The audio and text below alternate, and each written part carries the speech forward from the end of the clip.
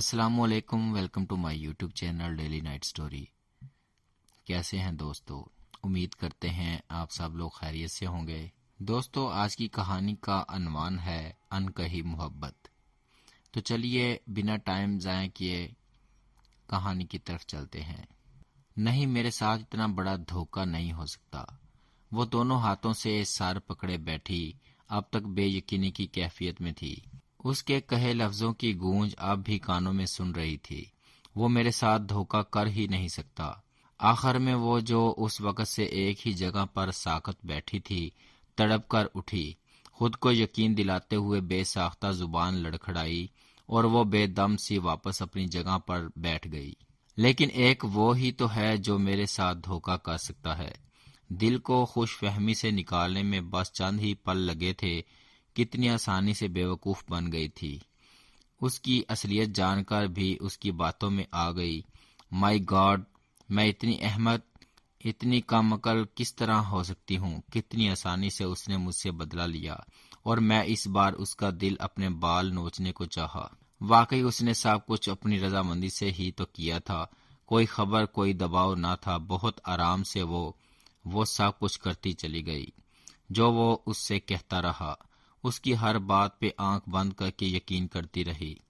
پھر اب کس لیے اپنے کیے پچھتا رہی تھی؟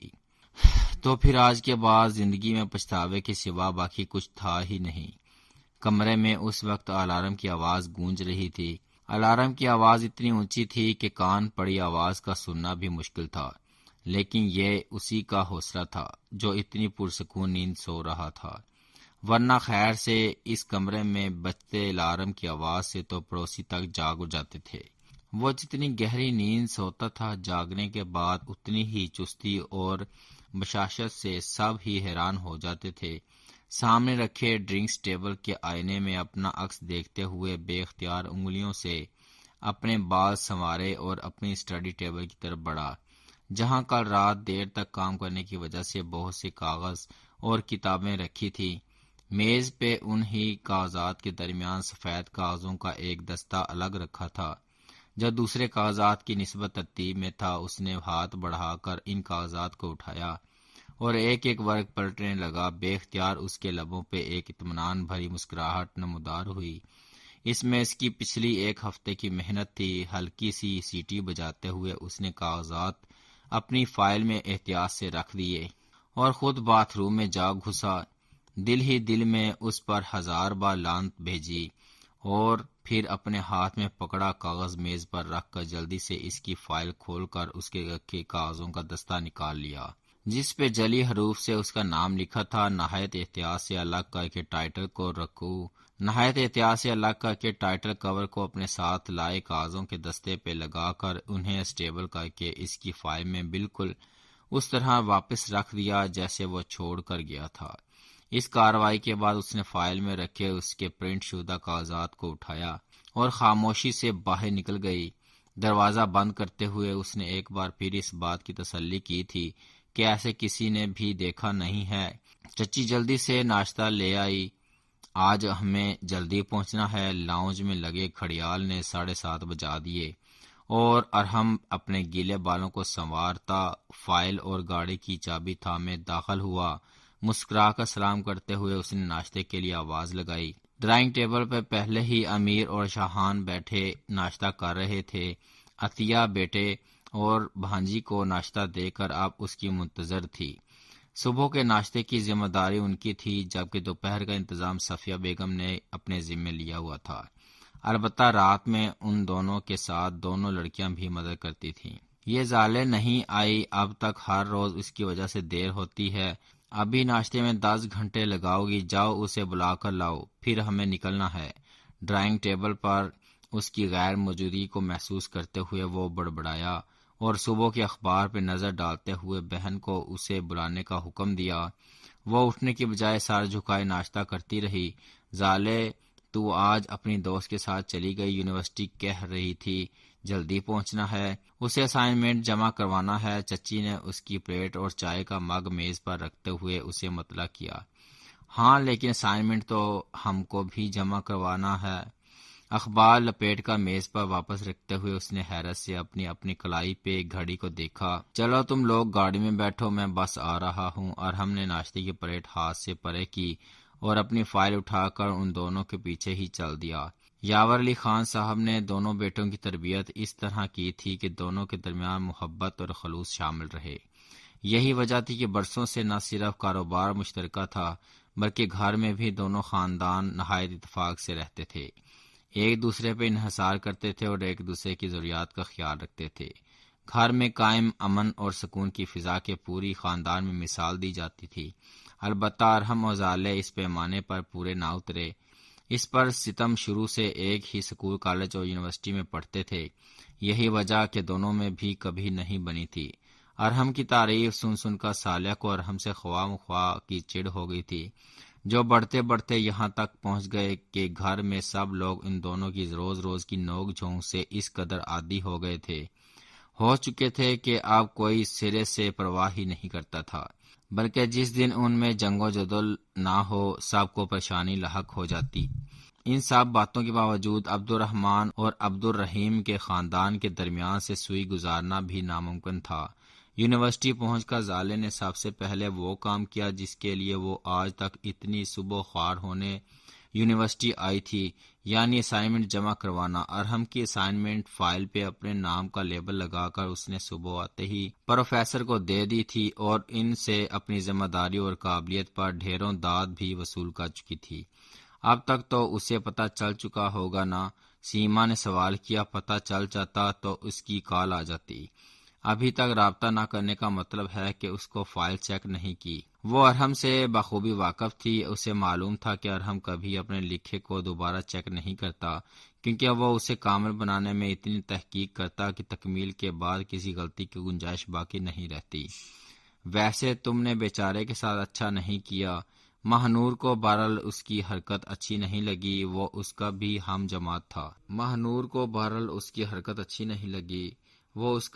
جماعت تھا اور اکثر پڑھائی کے سلسلے میں اس کی مدد کرتا رہتا تھا۔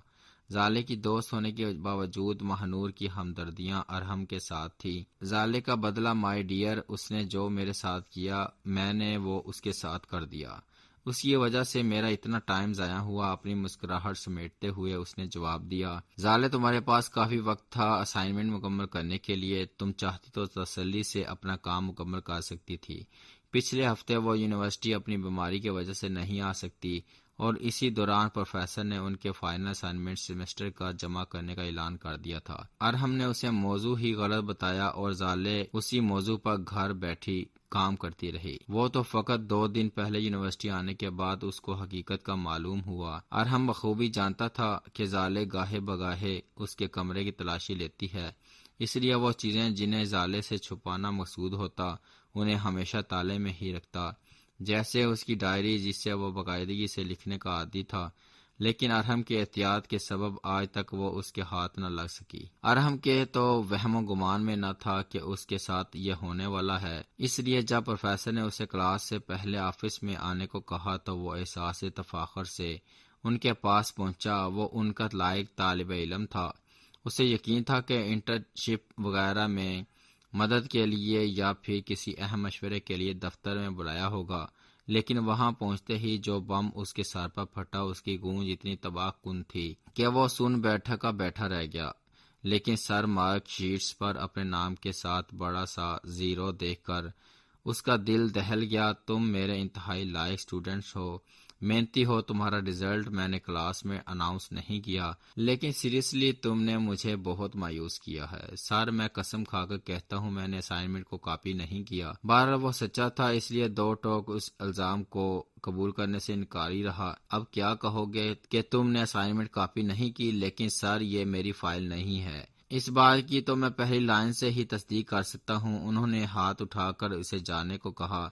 تم اب جا سکتے ہو اور آئندہ ایسی حرکت مت کرنا، یہ لاسٹ سیمسٹر ہے اور تمہارے لیے بہت اہم، کوشش کرو کہ سنجیدگی برقرار رکھو ورنہ تمہیں نقصان ہوگا۔ جی سر۔ وہ اچانک دروازے کی طرف بڑھتے رک گیا۔ سر کیا ظالے کا اسائنمنٹ دیکھ سکتا ہوں؟ اگر ظالے اس کی اجازت دے تو وہ اچھی طرح جانتے تھے کہ یہ دونوں کزن ہیں، اس کے باوجود کسی اور کی اسائنمنٹ کی فائل دکھانا انہیں درست نہیں لگا۔ اس لیے صاف منع کر دیا، سر اس کے کتنے مارکس ہیں؟ 19 جواب فی الفور آیا۔ ارحم کے پاس اب شک کی کوئی گنجائش نہیں تھی کہ یہ جو سب کچھ ہوا ہے اس کے پیچھے کوئی اور نہیں بلکہ زالے ہیں۔ مٹر پڑاؤ کے مٹر چلتی صفیہ بیگم اپنی دیورانی عطیہ بیگم کے سامنے بیٹی کی لاؤبالی طبیعت سے پریشان تھی۔ اسی وقت میں صفیہ بیگم کے بڑے بھائی کا امریکہ سے فون آ گیا، جو کہ اپنے بچوں کی نااہلی کا رونا رو رہے تھے۔ آخر کمال کو ایک ترکیب سوجی کہ کیوں نہ اپنی بہن کے آگے رشتہ ڈال دیا جائے۔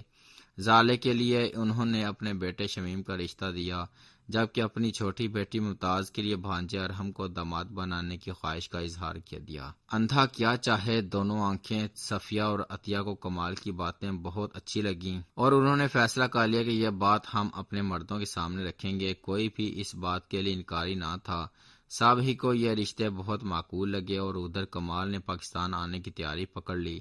گھر میں اچانک خوشی اور ہنگامہ سر اٹھانے لگا۔ ارحم کے کمرے میں زالے دوڑی چلی آئی کہ شمیم بھلا کیسے کسی مرد کا نام ہو سکتا ہے؟ تمہیں نام سے کیا ہے؟ وہ تو خود اپنا سر گھٹنوں میں دیے پریشان بیٹھا تھا، کیونکہ کل سے اسے ماں نے شیروانی سلوانے کا حکم دے دیا تھا۔ زالے نے اسے مشورہ دیا کہ کیا مسئلہ ہے، تم ریڈی میڈ خرید لو، اس کا دل چاہا کہ اپنا سر پھاڑ لے۔ کس طرح اسے میری کسی دل کی بات کا کوئی اثر ہی نہیں، اسی لیے اسے کہنے لگا کہ تم فوراً یہاں سے چلی جاؤ۔ ادھر ارحم نے شمیم کو فون کیا اور کہا کہ یار یہ شادیاں نہیں ہو سکتی۔ شمیم نے مشکوک نگاہوں سے اپنے اسمارٹ فون کو دیکھا۔ تم اچھی طرح جانتے ہو تو پھر میرے ساتھ یہ ظلم مت کرو، میں یہ شادی ہرگز نہیں کر سکتا، میرے سوچنے سمجھنے کی تمام صلاحیتیں بالکل سلب ہو چکی ہیں۔ شمیم اسے سوچتے ہوئے ایک ترکیب بتانے لگا۔ ارحم کو لگا یہ کام مشکل ضرور ہے، لیکن زالے کو منانے کے سوا کوئی اور دوسرا راستہ بھی نہ تھا۔ ارحم کی بات سن کر وہ سیخ پا ہو گئی۔ تمہارا دماغ ٹھیک ہے، لیکن اگر تمہیں شمیم سے جان چھڑانی ہے تو پھر تو تمہیں یہ کرنا پڑے گا۔ ارحم نے اسے یہ نہیں بتایا کہ شمیم بھی اس سے شادی نہیں کرنا چاہتا، کیونکہ یہ مشورہ بھی اسے شمیم نے دیا تھا۔ لیکن اب ماہ نور کا کیا ہوگا؟ زالے کو تشویش ہوئی، لیکن وہ صبر و برداشت کا مظاہرہ کرتے ہوئے اپنے غصے پر قابو پاتا رہا۔ اس کی تم فکر نہ کرو، ضروری یہ ہے کہ ہم گھر میں سب کو بتائیں کہ ہم دونوں ایک دوسرے سے شدید محبت کرتے ہیں اور شادی کرنا چاہتے ہیں، تب ہی ہم اس مصیبت سے بچ سکتے ہیں۔ حسب عادت زالے چپ نہ رہ سکی اور بولی، اور محبت اور تم سے مجھے تو سوچ کر وحشت ہو رہی ہے، لیکن اس کے سوا اور کوئی آپشن نہیں۔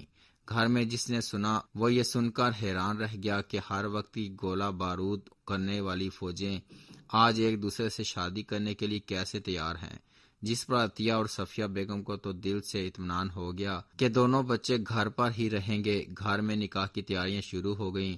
زالے نے جا کر ارحم کے کمرے میں دھاوا بول دیا کہ تم کوئی اور طریقہ اپنا لیتے، لیکن کم از کم نکاح تو رکوا لیتے، جس پر وہ فوراً بولا کہ اگر تمہیں شمیم سے شادی کرنی تھی تو ٹھیک ہے، میرے پاس اس کے سوا اور کوئی آپشن نہیں ہے کہ ہم دونوں ایک دوسرے کو پسند کرتے ہیں، لیکن تم فکر مت کرو، ہم دونوں کی مرضی کے بغیر رخصتی تو کوئی بھی نہیں کروا سکتا، اس لیے بے فکر رہو، اس سے پہلے یہ معاملہ ختم ہو جائے گا۔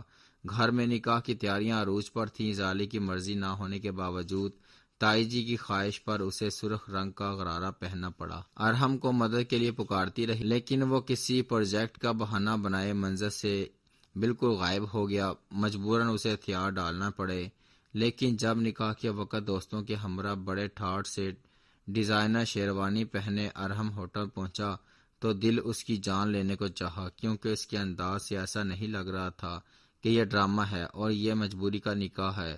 دل چاہا سب کے سامنے پول کھول دے، لیکن نہ تو موقع تھا اور نہ ہی دستور، بلکہ صبر کے گھونٹ پینے کے علاوہ وہ کچھ نہ کر سکی، اور آنسو بہاتے اس نے نکاح نامے پر دستخط کر دیے۔ نکاح کے بعد وہ ابھی برائڈل روم میں ہی تھی کہ ارحم کی بہن دوڑتی ہوئی آئی اور ایک بم پھوڑ دیا۔ ارحم بھائی اور ان کے دوست رخصتی کی بات کر رہے ہیں۔ وہ ایک دم سے اپنی جگہ سے کھڑی ہوئی اور اسے یقین ہوا کہ اس کے ساتھ کوئی بہت بڑی سازش ہو گئی ہے جس کی اسے خبر نہیں۔ بس اب آپ اپنے گھر نہیں بلکہ ہمارے پوزیشن میں آئیں گی۔ آخر یہ سب کیا ہے؟ اس کے ساتھ اتنا بڑا دھوکہ ارحم کیسے کر سکتا ہے؟ گھر میں کسی کے پاس اس کا احتجاج سننے کے لیے وقت نہ تھا۔ اسے خوبصورتی سے سجی سٹیج پر بٹھا دیا گیا۔ ارحم اس کے ساتھ بیٹھا نہایت خوش اور مطمئن دکھائی دے رہا تھا، اور وہ بے بسی کی تصویر بنی تھی۔ واپسی پر اسے جب ارحم کے کمرے میں پہنچایا گیا تو خوبصورت پھولوں سے پورا کمرہ سجا ہوا تھا، جسے دیکھ کر وہ سمجھ گئی کہ یہ سب کچھ پہلے سے ارحم کے پلان میں شامل تھا۔ جیسے ہی ارحم کمرے میں داخل ہوا، اس نے اسے جھنجھوڑ کر رکھ دیا۔ تم نے میرے ساتھ یہ سب کیوں کیا؟ پہلے نکاح اور اچانک رخصتی۔ تم نے کہا تھا کہ تم نکاح ختم کر دو گے۔ اس نے اپنی تشویش کو سوالات کی صورت میں ڈال دیا، جس پر وہ پیار سے کہنے لگا کہ جھوٹ بولا تھا، لیکن مجھے پتا تھا کہ تم میری بات کا یقین نہیں کرو گی۔ جھوٹ کیا مطلب؟ ارحم، یہ سب تم نے مجھ سے اسائنمنٹ کا بدلہ لیا ہے۔ جس پر وہ سر پکڑ کر بیٹھ گیا کہ یار اسائنمنٹ کی بات درمیان میں کہاں سے آ گئی، لیکن زالے کو یقین نہیں آ رہا تھا کہ اس بدترین انتقام کو لینے کے پیچھے اس نے اس کی زندگی کا تماشا بنا دیا اور اس کے اعتبار کا خون کیا۔ میں تمہیں کبھی معاف نہیں کروں گی۔ جس پر ارحم بولا کہ تم ایک انتہائی احمق اور جذباتی لڑکی ہو۔ یہی بات ہے کہ کبھی سوچ سمجھ کر بات کیا کرو۔ لیکن زالے کہاں اس کے باتوں میں آنے والی تھی۔ بولی کہ تم کسی دھوکے میں مت رہنا، میں اتنی آسانی سے خاموش نہیں رہوں گی۔ تم مجھے گھر میں قید کر کے خود ماں نور کے ساتھ عشق لڑاؤ گے۔ میں ابھی گھر والوں کو جا کر تمہاری حقیقت بتا دوں گی۔ ارحم نے اسے کھینچ کر واپس بٹھایا کہ تم نہیں ایسا کر سکتی۔ تمہارے اور میرے درمیان ماہ نور کہاں سے گھوم کر آ جاتی ہے؟ تم ماہ نور سے محبت کرتے ہو، اور وہ محبت نامے جو تم چھپا کر ڈائری میں لکھا کرتے تھے وہ مسلسل اب رو رہی تھی۔ میں نے یہ تم سے کہا تھا زالے، میں نے آج تک ماہ نور یا کسی بھی لڑکی سے محبت کی حامی نہیں بھری۔ ارحم مجبور ہو کر اسے وہ ڈائری دکھانے کے لیے اٹھا جس میں اس نے آج تک اپنی محبت کو قید رکھا تھا، اور واحد اس بات کا گواہ شمیم تھا۔ وہ آج تک یہ نہ سمجھ سکی تھی کہ شمیم اس رشتے پر اتنا خوش کیوں ہے، لیکن اسے یہ یقین نہ آیا کہ وہ نام کسی اور کا نہیں، ڈائری میں اس کا درج تھا۔ وہ کہنے لگی کہ آج تک آپ نے مجھ سے یہ بات چھپائی، مجھے ہمیشہ تنگ کیا کرتے تھے۔ جس پر ارحم نے جواب دیا کہ میں اس وقت تمہیں معصومیت اور محبت سے دیکھا کرتا تھا، جب تم میری باتوں پر چڑھتی تھی اور بھاگ بھاگ کر میری شکایتیں تایا ابا کے پاس جا کر لگاتی تھی، اور مجھے تمہاری معصومیت پر پیار آتا تھا۔ وہ شرارتی نظروں سے زالے کو دیکھنے لگا۔ اوہ میرے اللہ، کیا ہو جاتا اگر تم یہ سب سیدھے راستے سے کر لیتے؟ اگر غصے اور فرسٹریشن میں آ کر میں کچھ الٹا سیدھا کر لیتی تو پھر؟ محبت اور دل کا حال اس لیے نہیں بتایا کہ تم پتہ نہیں یقین کرتی یا نہ، اور ڈرامہ رچانے سے پہلے ہی میں بڑے ابا کو سب کچھ بتا چکا تھا اور ان سے کچھ بھی چھپا نہیں۔ انکشاف پر انکشاف ہو رہے تھے، یعنی اس نکاح اور رخصتی والے کھیل میں بڑے ابا تمہارے ساتھ شامل ہیں؟ جی ہاں، ارحم نے سر ہلا کر جواب دیا۔ قسم سے دل تو کر رہا ہے تمہارے سر پھاڑ دوں، لیکن ارحم نے ہاتھ بڑھا کر الارم کلاک زالے سے لے لیا اور خوبصورت سی انگوٹھی اپنی جیب سے نکال کر اس کی انگلی میں ڈال دی۔ سچ تو یہ ہے کہ زالے کی محبت نہیں، بندے کو عشق ہے تم سے، اور اس عشق نے مجنوں فرحاد سب کو ہی پیچھے چھوڑ ڈالا ہے۔ اب چاہے سر پھوڑے یا ماتھا، ہم نے تو ہاں کر دی ہے۔ اس نے شرارت سے زالے کی طرف دیکھا۔ کمرے میں پھولوں کی بھینی بھینی خوشبو ارحم کی محبت کے رنگ حاوی ہو رہے تھے۔ زالے مسکراتے ہوئے شرما کر سر جھکا لیا۔ یہ تھی آج کی کہانی، انکہی محبت۔ امید کرتے ہیں آپ دوستوں کو بہت پسند آئی ہوگی۔ اگر آپ لوگوں کو یہ کہانی پسند آئی ہے تو پلیز کمنٹ کر کے اپنا فیڈ بیک ضرور دیجیے گا، اور اپنا بہت خیال رکھیے گا۔